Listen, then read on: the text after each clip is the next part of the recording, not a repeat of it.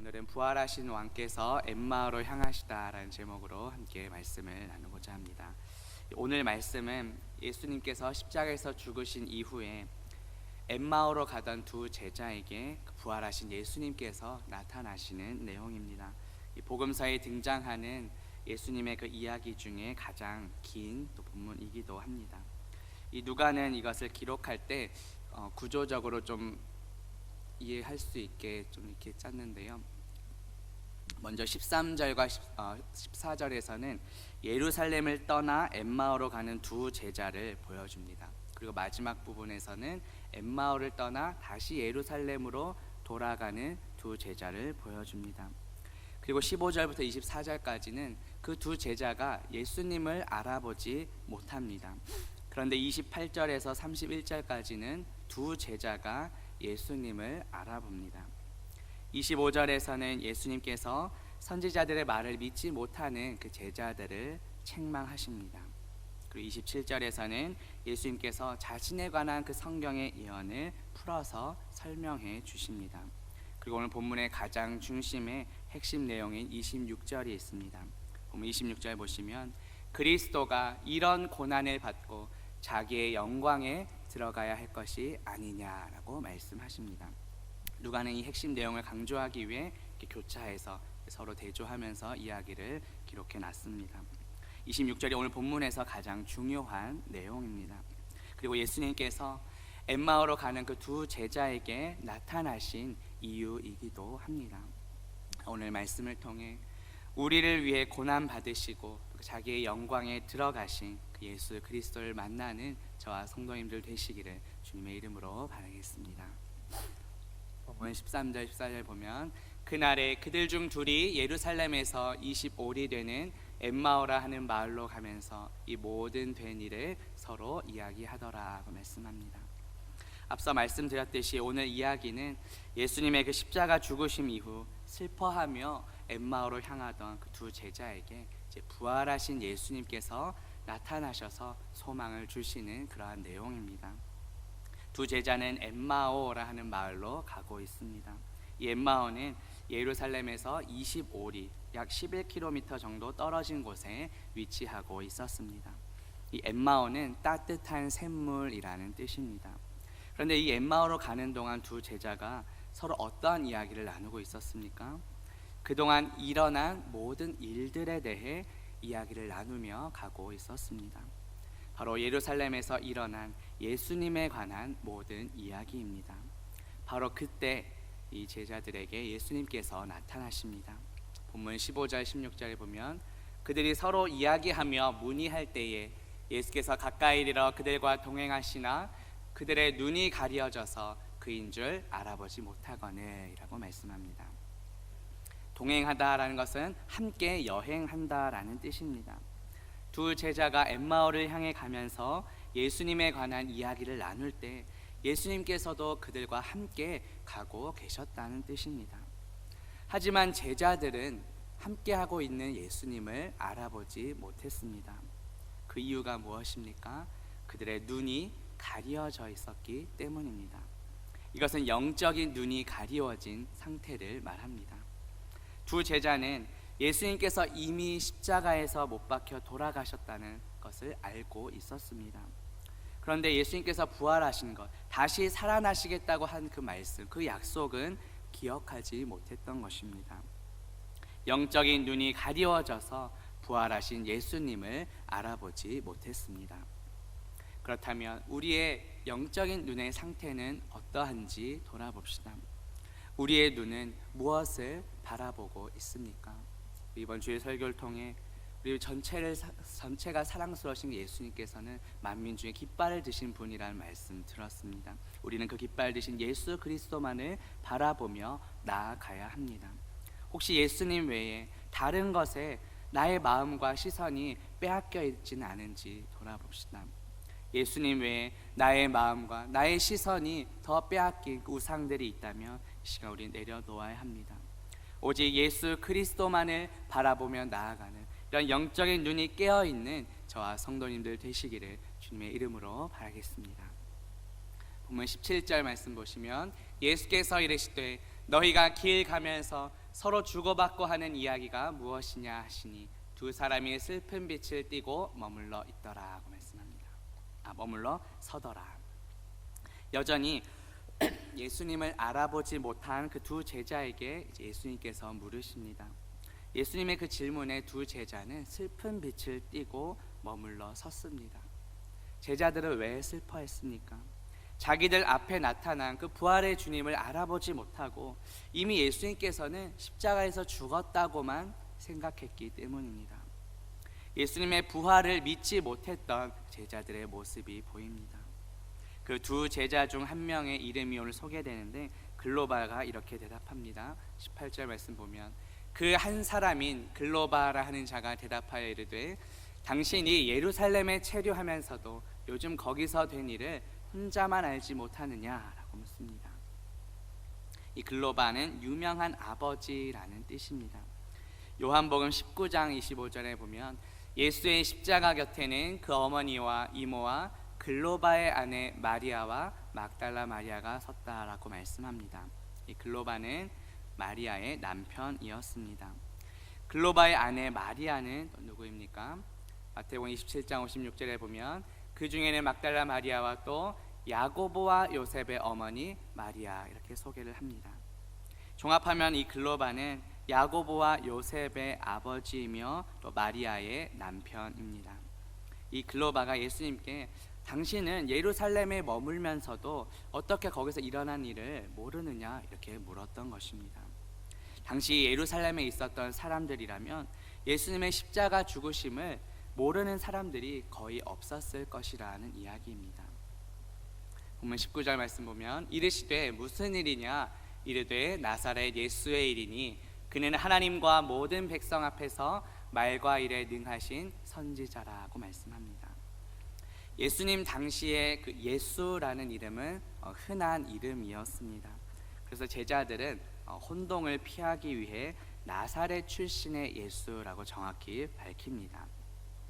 제자들은 또 예수님을 어떻게 부르고 있습니까? 말과 일에 능하신 선지자라고 말씀합니다. 그런데 이것은 예수님에 대해 충분히 알지 못한 그런 고백입니다. 당시에 많은 사람들이 예수님을 선지자로 여겼기 때문입니다. 그런데 우리가 잘 아는 예수님의 제자 베드로는 어떻게 고백했습니까? 마태복음 16장 13절에서 16절에 보면 예수님의 제자들에게 사람들이 인자를 누구라고 부르느냐 선지자 중에 하나라 무리들은 선지자 중에 하나로 여겼지만 그렇다면 예수님께서 제자들에게 너희는 나를 누구라 하느냐 했을 때 시몬 베드로가 주는 그리스도시요 살아계신 하나님의 아들이십니다 이렇게 고백을 했습니다. 그렇다면 우리는 예수님을 어떠한 분으로 믿고 또 어떻게 고백하고 있는지요? 나의 죄를 위해 십자가에서 죽으시고 그 부활하신 예수 그리스도를 내 삶의 구원자로 또 주님으로 믿고 따르는 저와 성도님들 되시기를 주님의 이름으로 바라겠습니다. 본문 20절 말씀 봅니다. 우리 대제사장들과 관리들이 사형 판결에 넘겨주어 십자가에 못 박았느니라. 이 두 제자는 예수님을 그 십자가에 못 박은 자들이 누구라고 말합니까? 대제사장들과 관리들이라고 말합니다. 다시 말해 대제사장들과 관리들이 예수님의 죽으심에 책임이 있는 것처럼 말한 것입니다. 하지만 엄밀히 말하면 그 예수님을 십자가에 못 박도록 한 자들은 바로 우리였습니다. 예수님은 바로 나의 죄 때문에 십자가에서 죽으신 것입니다. 혹시 예수님의 죽으심에 대해 다른 사람들에게 책임을 돌리고 나와는 상관이 없어 이렇게 생각하고 있진 않았는지 돌아봅시다. 예수 그리스도는 죄인인 나를 위해 죽으셨습니다. 예수 그리스도의 그 피가 우리 모두의 죄를 사해 주셨습니다. 그리고 부활하심으로 우리에게 영원한 생명을 주셨습니다. 죽으시고 부활하심으로 우리의 죄를 사하시고 또 영원한 생명을 주신 예수님께 감사하는 저와 성도님들 되시기를 주님의 이름으로 바라겠습니다. 21절 봅니다. 우리는 이 사람이 이스라엘을 속량할 자라고 바랐노라. 이뿐 아니라 이 일이 일어난 지가 사흘째라고 말씀합니다. 이 속량은 값을 치르고 구원하다, 또 구속하다라는 뜻입니다. 그런데 이 당시에는 영적인 구원보다는 그 로마의 압제에서부터 해방되는, 자유롭게 되는 그런 정치적인 의미로 쓰여졌습니다. 당시 사람들은 예수님을 그냥 자기를 로마의 압제에서 해방시켜주는 정치적인 메시아, 정치적인 영웅 정도로 기대하고 생각했던 것입니다. 그렇기에 그런 정치적인 메시아로 기대했던 예수님께서 십자가에서 죽자 엄청나게 절망을 했던 것입니다. 그 당시 유대인들은 사람이 죽은 지 4일이 지나면 영혼이 몸을 완전히 떠난다고 생각했습니다.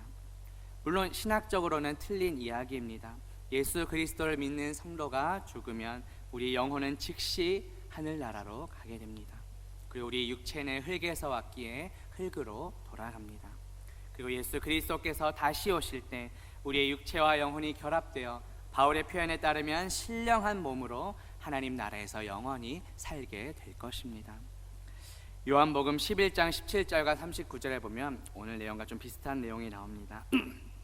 예수께서 와서 보시니 나사로가 무덤에 있은지 이미 나흘이라. 예수께서 이르시되 돌을 옮겨 놓으라 하시니 마르다가 이르되 주여 죽은 지가 나흘이 되었음에 벌써 냄새가 나나이다 라고 말씀합니다. 나사로는 죽은 지 4일, 그 당시 사람들이 생각하기로는 영혼이 완전히 떠났다고 생각한 절망적인 상황입니다. 그런데 예수님께서는 모두가 절망적인 상황에서 그 죽었던 나사로도 살리신 분이십니다. 그런데 오늘 본문에 나온 제자들은 어떻습니까? 여전히 슬퍼하며 소망이 없는 모습을 보여줍니다. 이 일이 일어난 지가 사흘째라는 말은 무엇을 의미할까요?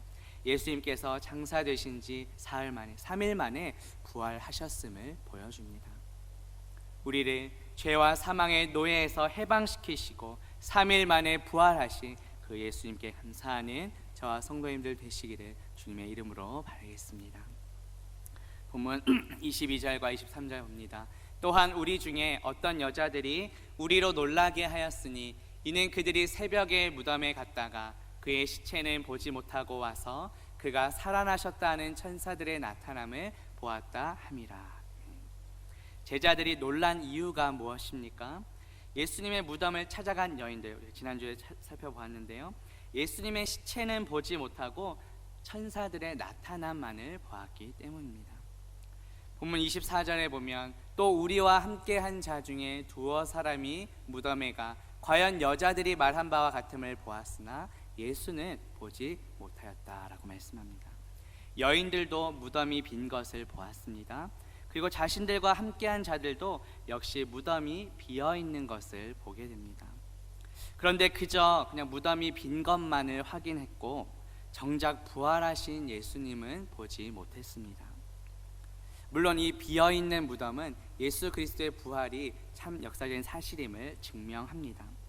그러나 우리의 관심이 그저 비어 있는 무덤에만 머물러서는 안 될 것입니다. 영광스럽게 부활하신 예수 그리스도를 우리는 바라보아야 합니다. 예수님을 보지 못했다고 말하는 제자들에게 예수님이 어떻게 말씀하십니까? 보면 25절과 26절에 보면 이르시되 미련하고 선지자들이 말한 모든 것을 마음에 더디 믿는 자들이여 그리스도가 이런 고난을 받고 자기의 영광에 들어가야 할 것이 아니냐라고 말씀합니다. 예수님께서는 그 제자들의 그 미련함과 더딘 믿음을 보시며 안타까워 하셨습니다. 예수님이 그냥 십자가에서 죽으셨다고 생각하고 절망 가운데 있던 제자들을 책망하십니다. 하지만 예수님은 십자가 죽으심으로 끝난 것이 아닙니다. 성경 말씀대로 3일 만에 부활하셨습니다. 예수님의 십자가 죽으심과 부활 이 모두는 성경 말씀 그대로 이루는 것입니다. 예수님이 이미 여러 차례 예고하셨습니다. 누가복음 18장 32절과 33절에 보면 인자가 이방인들에게 넘겨져 희롱을 당하고 능욕을 당하고 침뱉음을 당하겠으며 그들은 채찍질하고 그를 죽일 것이나 그는 3일 만에 살아나리라. 예수님은 이미 수차례 제자들에게 예고하셨습니다. 예수님께서는 그리스도의 고난과 영광에 대해 말씀하십니다. 앞서도 그 구조적으로 봤을 때 이 예수 그리스도의 고난과 영광이 오늘 본문 전체의 핵심, 가장 중요한 내용이라고 말씀드렸습니다. 그런데 당시 유대인들은 예수님께서 이 고난을 통해 영광 가운데 들어간다는 것을 미처 깨닫지 못했습니다. 신약성경 빌립보서 2장 9절에서 11절에 보면 모든 이름 위에 뛰어난 이름을 주사 모든 무릎을 예수의 이름에 꿇게 하시고 모든 입으로 예수 그리스도를 주라 시인하여 하나님 아버지께 영광을 돌리게 하셨느니라고 말씀합니다. 예수님께서 십자가 처형을 당하신 이유는 결코 예수님이 죄가 있어서가 아닙니다. 하나님 아버지 뜻에 순종하셔서 우리 죄를 위해 대신 십자가를 지시고 또 우리를 구원해 주신 것입니다. 우리를 구원한 예수님을 하나님께서는 지극히 높이셔서 모든 이름 위에 뛰어난 이름을 주셨습니다. 우리를 구원하신, 우리가 앞서도 찬양한 것처럼 오직 예수 그리스도의 이름을 높이며 또 그분의 영광을 나타내는 저와 성도님들 되시기를 주님의 이름으로 바라겠습니다. 본문 27절 봅니다. 제가 안 나왔네. 27절을 보면 이에 모세와 모든 선지자의 글로 시작하여 모든 성경에 쓴 바 자기에 관한 것을 자세히 설명하시니라 하고 말씀합니다. 예수님께서는 태초부터 계신 말씀이십니다. 그 말씀이 육신이 되어 우리 가운데 오신 분이 바로 예수님이십니다. 모세와 또 모든 선지자의 글, 또 모든 성경은 곧 구약 성경을 가리킵니다. 구약 성경은 장차 오실 예수 그리스도를 보여줍니다. 그리고 신약 성경은 이미 오신 예수 그리스도를 말씀합니다. 다시 말해 모든 성경은 예수 그리스도를 증언합니다. 예수님께서는 말씀을 통해 우리에게 자신을 보여주셨습니다. 그렇다면 우리는 말씀을 통해 누구를 만나고 있습니까? 말씀 속에서 예수 그리스도를 발견하고 계신지요?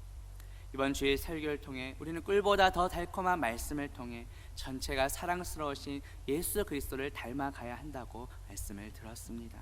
모든 성경은 예수 그리스도에 대해 증언합니다. 날마다 말씀 속에서 예수 그리스도를 발견하고 주님을 닮아가는 저와 성도님들 되시기를 주님의 이름으로 바라겠습니다. 28절과 29절 봅니다.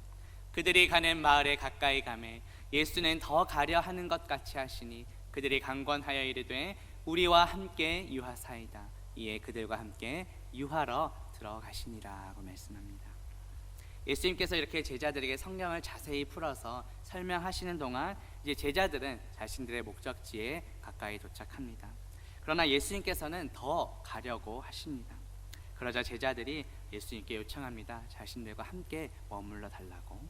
자, 이제 본문 30절과 31절에 보면 그들과 함께 음식 잡수실 때에 떡을 가지사 축사하시고 떼어 그들에게 주시니 그들의 눈이 밝아져 그인 줄 알아보더니 예수는 그들에게 보이지 아니하시는지라.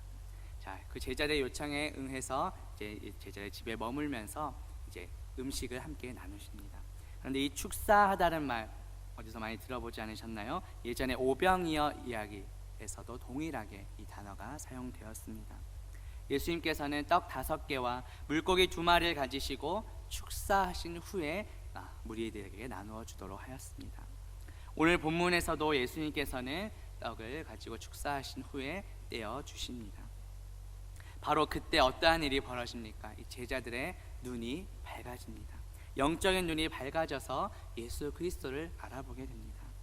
그런데 이 밝아지다가 수동태로 되어 있습니다. 제자들이 눈을 스스로 뜬 것이 아닙니다. 하나님의 능력에 의해 이 영적인 눈이 밝아진 것입니다. 그리고 영적인 눈이 떠지자 드디어 예수 그리스도를 알아보게 됩니다. 그런데 여기서 예수님은 또 그들에게 보이지 아니하셨다라고 말씀합니다. 이것은 예수님께서 이제 갑자기 사라지셨다는 뜻입니다. 이것은 무엇을 보여줄까요? 예수님께서 부활하셨는데 영광 중에 부활하신 그 예수님께서는 어떤 우리의 인간적인 시간이나 공간에 매여 있지 않은 그런 신령한 몸을 입고 계신 것을 보여줍니다. 이것은 곧 예수 그리스도를 믿는 우리 성도가 죽게 되면 우리 앞서 설명드린 것처럼 영혼은 즉시 하늘나라로 또 육체는 흙으로 돌아가는데 예수님께서 다시 오실 때 우리의 영혼과 육체가 결합하여 지금 부활하신 그 예수님의 몸처럼 신령한 몸으로 하나님 나라에서 영원토록 살게 될 것을 보여줍니다. 우리는 그 날을 소망하며 주님 다시 오시는 그날까지 이 땅에서도 믿음 지키며 살아가는 저와 성도님들 되시기를 주님의 이름으로 바라겠습니다. 본문 32절 봅니다. 그들이 서로 말하되 길에서 우리에게 말씀하시고 성경을 풀어주실 때에 우리 속에서 마음이 뜨겁지 아니하더냐라고 말씀합니다. 예수님께서는 제자들에게 성경 말씀을 풀어주셨습니다. 이 성경의 뜻이 무엇인지 자세히 해석해 주셨습니다. 그때 제자들의 마음이 뜨겁게 감동했다고 말합니다. 우리 인간은 지성과 감성과 의지가 있죠. 이것이 우리가 균형이 있어야 됩니다. 쉽게 변화되는 감정에만 너무 치우치는 것도 위험합니다. 그렇다면 우리 감정적으로 이렇게 뜨겁게 감동이 있을 때 우리는 어떻게 반응해야 할까요? 오늘 본문 마지막 보면 곧 일어나 예루살렘에 돌아가 보니 주께서 살아나시고 시몬에게 보이셨다 하는지라.